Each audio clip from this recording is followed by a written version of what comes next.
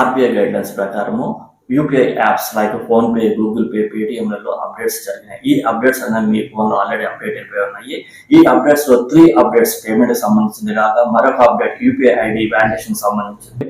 Response pay ఇదేంటంటే ఏదైనా షాప్కి వెళ్ళాం అనుకోండి, మనం షాప్కి వెళ్ళిన తర్వాత ఏదైనా పర్చేజ్ చేస్తాం. పర్చేజ్ చేసిన తర్వాత షాప్ వాళ్ళ క్యూఆర్ కోడ్ని స్కాన్ చేసిన తర్వాత మనం ఏం చేస్తాము, మన పాస్వర్డ్ టైప్ చేసిన వెంటనే ఇక్కడ ప్రాసెస్ స్టార్ట్ అవుద్ది. ఈ ప్రాసెస్ ప్రీవియస్గా 13 సెకండ్స్లో మనం సక్సెస్ఫుల్ మెసేజ్ చూసేవాళ్ళం. బట్ ఈ సక్సెస్ఫుల్ మెసేజ్ అన్నది ఇప్పుడు 15 సెకండ్స్ లోపలే చూస్తాం మనం.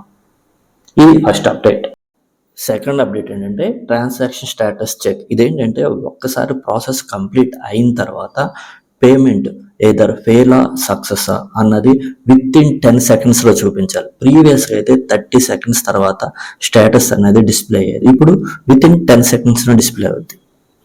మూడో అప్డేట్ ఏంటంటే ట్రాన్సాక్షన్ రివర్సల్.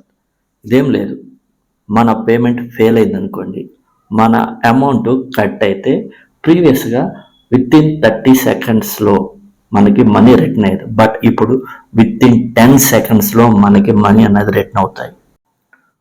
ఫోర్త్ అప్డేట్ ఏంటంటే అడ్రస్ వ్యాలిడేషన్.